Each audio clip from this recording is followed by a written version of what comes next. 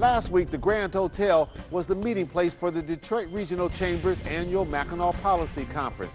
Today, I'll take you inside for an eclectic look at what this region faces through the eyes of a wide range of powerful leaders. And later, one-on-one with retiring UAW President Ron Gettlefinger. It's Sunday, June the 6th. I'm Chuck Stokes, and this is a Spotlight special from Mackinac Island.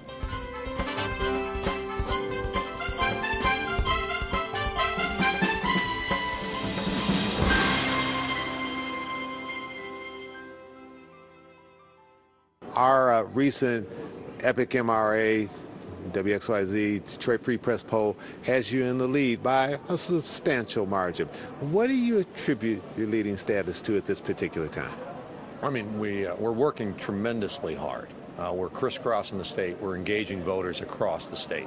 I think we've got a message that resonates. Give people more economic freedom, economic opportunity. We'll be amazed by what the people of Michigan can do. The time to be on top is when people walk into the poll on August 3rd. Some polls have me statistically in a dead heat today, some in different spots. The most important poll is the men and women that are going to walk into the poll on August 3rd and pull a lever. And I'm very confident that as time goes on, they're going to hear the specifics and know that I'm going to take these problems head on and solve them. It's enough talk. It's time for action. I think people want answers, and they want people to be up front, and they want to know what are people's plans, and what are they going to do to cut taxes and reduce government spending. And if there's a little bit of nif-gnawing that goes along with that, you know, this is democracy. You know, I think the people of Michigan have been through tough times, and I don't think they mind a spirited campaign. We got looking in the rearview mirror and blaming people for, you know, the condition we're in today, and there's so many things that we can focus on to move forward. You know, I think that we got to change the tenor of the debate. The candidates got to give their vision. You know, I think for this to lead the state going forward, you need a candidate that's, you know, has some private sector experience, some legislative experience, and has demonstrated they can work in a bipartisan way. I think people are ready for something bold, something new, something fresh. We've got that bold, fresh leadership. I've done it in the city of Lansing, and I think the more people that get to know our story of the job that I've done as mayor of Lansing, I think the more people get to know our story, the higher we're going to go in the polls. There's too much bickering. We need to get to real results. And I think there were points where we were talking about real substance, because the issue we have in the state is we're an economic disaster, and we need to go create more and better jobs. And to do that, I think it's really straightforward. I'm bringing a clear, positive vision, bringing a 10-point plan, and an attitude of real action and a track record of job creation. Let's go get it done. My four opponents, they've all made what I think is a big error. They've all promised massive tax cuts. Now, I'm a Republican. I like tax cuts too, but if you just initiate that, the state will be broke. You have to cut spending at the same time, and I think they've really failed to say how they would do that. In fact, many of them are calling for spending increases. With whomever gets in as governor, I want to make sure that Detroit is forefront on their minds, and that was the reason for the meeting. What was the reaction when you had them behind closed doors? Can you tell us a little bit about what was said? No, I can't. but it was you good. could, but you won't, yeah, right? It was good conversation, and I do believe once we get past the primaries, I think there'll be much more openness in terms of some of the conversations that have gone on and will continue to go on. But I think it's very important that there's a relationship, a strong relationship between Lansing and Detroit. Rochelle, you've been to a lot of Mackinac conferences, but you haven't been in a few years. What's your reaction having been away for a while? I can actually say that I am hopeful. You know, Mackinac for me before was vacation. You go, you hang out, nothing really happens and nothing changes when you get back. But I am getting a sense of urgency and real sense of need from people this time that makes me feel really hopeful. What does the next governor of Michigan need to do for not just the city of Detroit, but for Southeast Michigan? They need to throw out the playbook. If they don't stop doing things the old way, what Michigan does is it has a template. I used to work at the Courier-Journal in Louisville covering the Kentucky Derby, and every year we pull out the template and figure out what to put in the spaces instead of designing something new. This was years ago. I think that's what Michigan needs to do. Throw out the template, stop trying to make things fit in the same holes that they usually have, and start from scratch. Try to figure out a new industry, a new way of living, and make sure that everybody can participate in it. Coming up, the president of Eastern Michigan University talks about education and the push for that second bridge to Canada.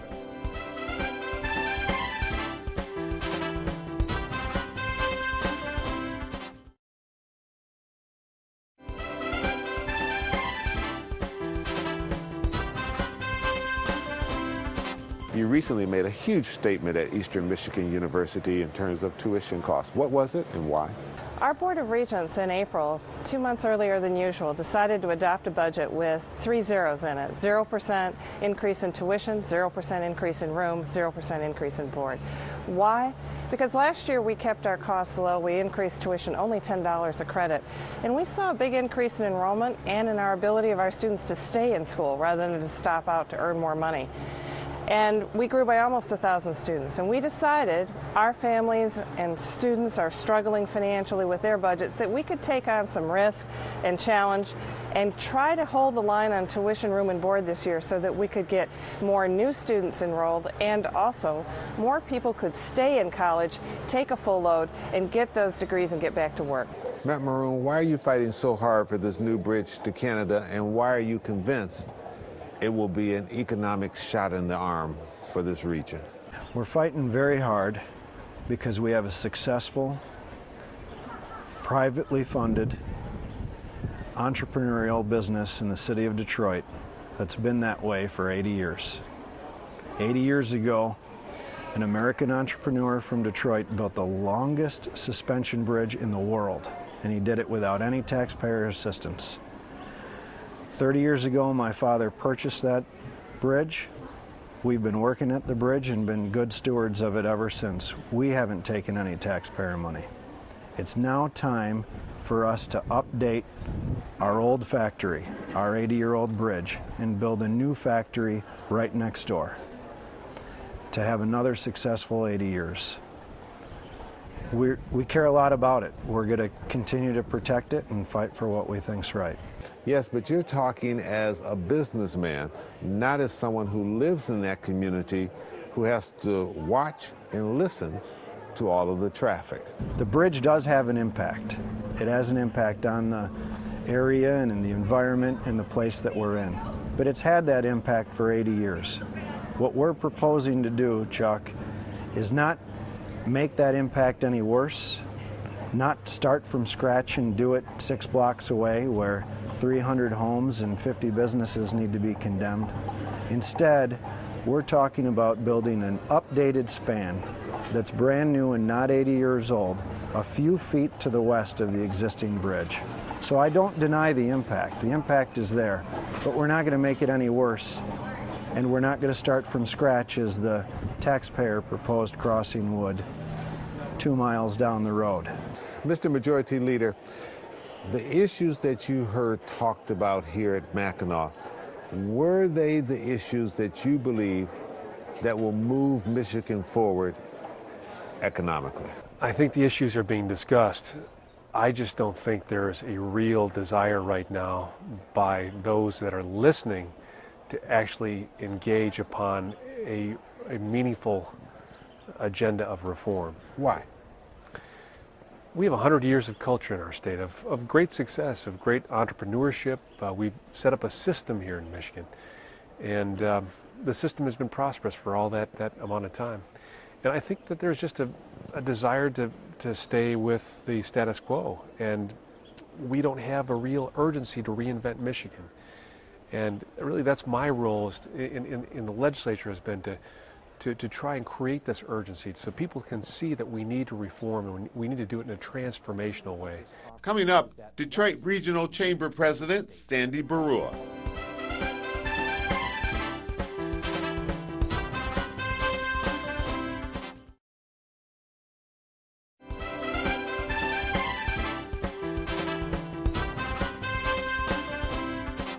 Sandy, you've now survived your first Mackinac conference. As you reflect back, was it everything you anticipated, everything you wanted? Absolutely. The team that I was fortunate to walk into when I took the job at the Chamber did an amazing job. We had great attendance. Our attendance is up over last year. Our goal was to shake things up. Our goal was to get people thinking, and I think we did that. You had real variety, everything from a spirited debate to a speech in which Newt Gingrich really challenged people to think out of the box. How important is it at these type of meetings, given all of the issues we have facing Southeast Michigan, to offer the attendees that type of variety? Well, the most important thing that we need to do as a state, that we need to do as the chamber or at this conference, is think outside the box, because think of it this way. If we continue to do things the way we have in this state over the last, you name the years, 20 years, 10 years, 5 years, doesn't matter, has that served this state well? I suggest no. We need to be implementing new ideas. We need a new way of not just doing things, but a new way of working together. And that's why we specifically designed this conference to be a little edgy. How will you measure whether or not this Mackinac conference was successful?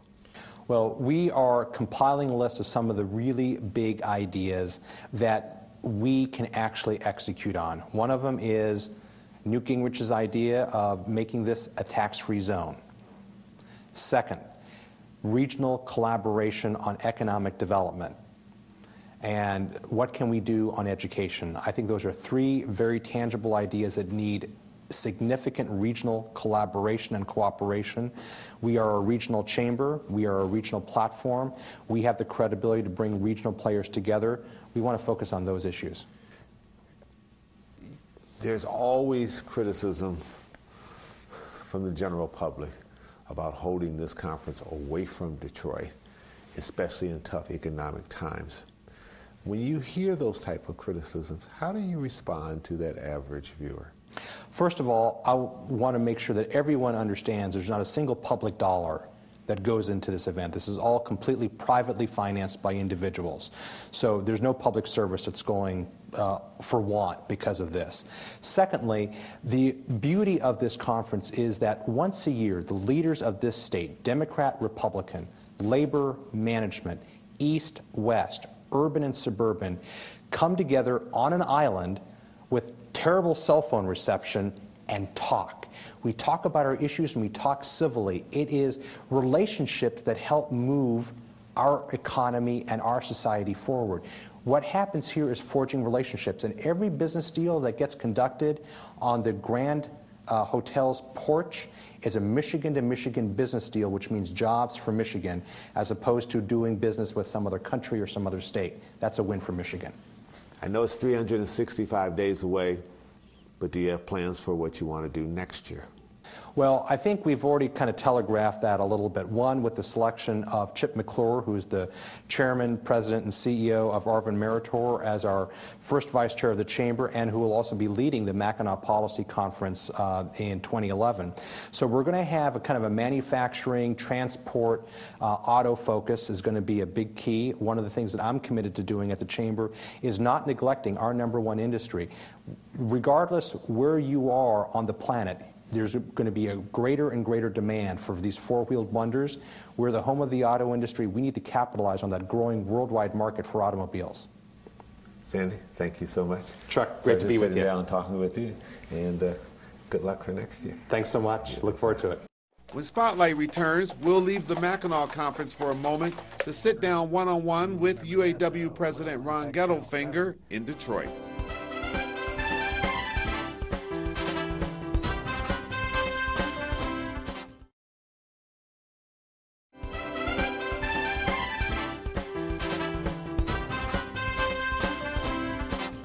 President Gettlefinger, thanks for sitting down with us today on Spotlight. You started in union work in 1964. That's a long time ago. As you reflect back, what sticks out most in your mind? Well, a lot of things stick out in your mind if you go back over 45 years now. But clearly the last few years in auto probably stands out as much as anything. What's your assessment of the auto industry today?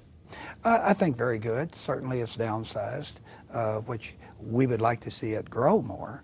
And we believe right now that things are going well. I kind of like got this little saying, you know, Ford's hitting on all cylinders. General Motors is coming on strong. And I believe that Chrysler is sort of like, most people have written them off, but they're making a huge mistake there. Chrysler is going to come on strong too. You're confident? Very comfortable with that. I'm very comfortable with the leadership that Sergio Marchionne is bringing there, just like I am with Ed Whitaker at General Motors, and then what Alan Mulally and Bill Ford are doing at Ford. You've always been a big supporter of single-payer health care system. We did get health care reform. Some say it was historic, but you didn't get everything you wanted. Are you comfortable with what was finally passed? Well, there's a lot of controversy because there's a lot of misunderstanding.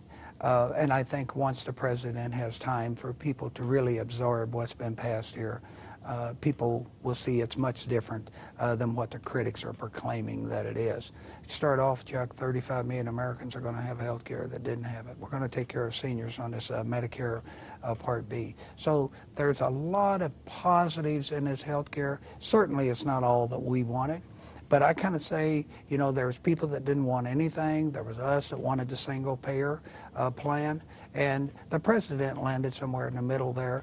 And, you know, this is the most historic legislation that's been passed in over 50 years. So I compliment him on the great job that he did in getting this legislation. Your assessment of Governor Granholm and her leadership? Well, the governor and I sort of run parallel here. I'm a little bit ahead of her in term because she obviously will be leaving next year. But, you know, the governor's had 8 tough years. 8 tough years. Anybody can say whatever they want. And I think she's done the absolute best job she could possibly do under the circumstances. And I know there's a lot of criticism levied her way. But still, she's out there every day fighting for this state. She's fighting for jobs. She's fighting for the right things. And it is tough because our state's been impacted, especially because of what's happened in auto. What's the biggest change that you think the auto industry should make as you look towards the future? Well, obviously they're moving into the green area. So I guess you could say that piece of it's underway. But look, everybody here knows gasoline's not going to stay at $2.79 or $3 or $3.50. So they've got to really be innovative in that area. But I think a lot of the change that's already been made is, you know, they focus now more on who the true competition is as opposed to the domestic 3 here in town. It used to be they sort of looked at each other as the competition, but now they see competition coming at them from a lot of different angles. I think we've lost some of the perception that we had. The latest poll that came out that showed Americans preferred domestics 38 to 33% over the foreign brands. That was great news. And it's been a long time in coming. And I think the auto industry is not going to let go of that. But clearly, you're going to see the customer first and foremost in everything that they do. You have a convention coming to town. What do you hope comes out of that convention? Well, I think one of the things we want our membership to leave here with the spirit that, hey, the worst is behind us and there's hope for the future and we're going to grow. You know, our union is a very diverse union from a standpoint of who we represent. We represent more graduate student employees than any other union in the country. We represent nurses and cooks and parts suppliers and OEMs and police officers, you name it, we represent people. So we want our delegates to leave here energized, and I'm very comfortable they will, because we'll have new leadership at the helm, and that's always inspiring. President Gettlefinger, what advice would you give to the incoming UAW president? Well, I really wouldn't have any advice to offer. No advice after having sat in that chair? Well, you have to remember, though, that our endorsed candidate has been around a long time on the International Executive Board and has been a part of a lot of the decisions that have been made throughout the 8 years that I was president, and in the 4 years I was vice president, and we served as regional director together. So I think in this particular case, Bob King And again, it's our endorsed candidate, and we take nothing for granted going into this convention, because we do have to get him elected at the convention. But he knows organizing, he knows collective bargaining, he knows political action. So those things are all key, and he's a great service rep from a standpoint of knowing how to service our membership. What advice would you give to the auto executives? I think that there's not a lot of advice I could give them at this point in time, because we've been through a lot together, both at Ford, even though Ford didn't go into bankruptcy, and at General Motors and Chrysler. And, you know, the one thing I always say to people, Chuck, is you've only got one thing in this business to offer, and that's your credibility. And, you know, we deal straight with them, they deal straight with us.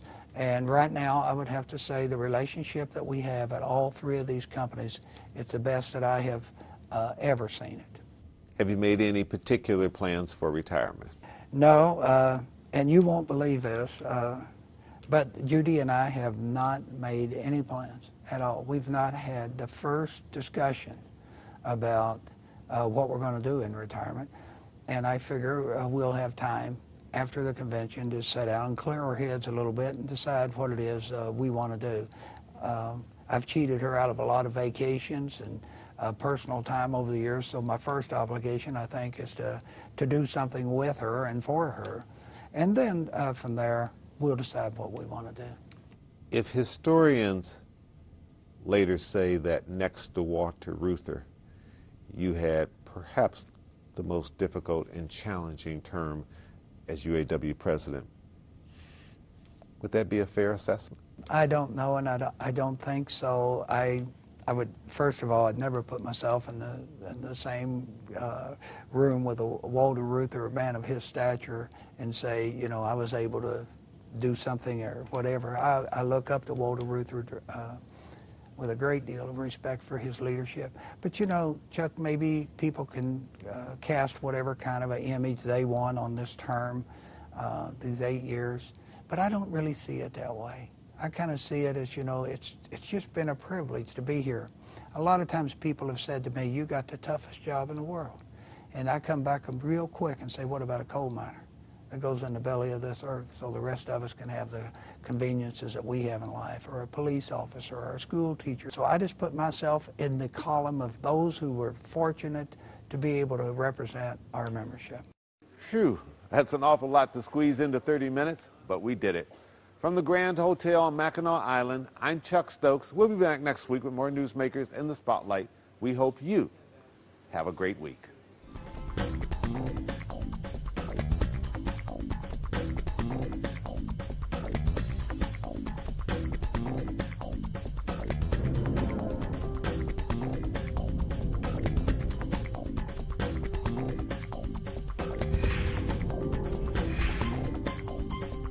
This week is next on 7.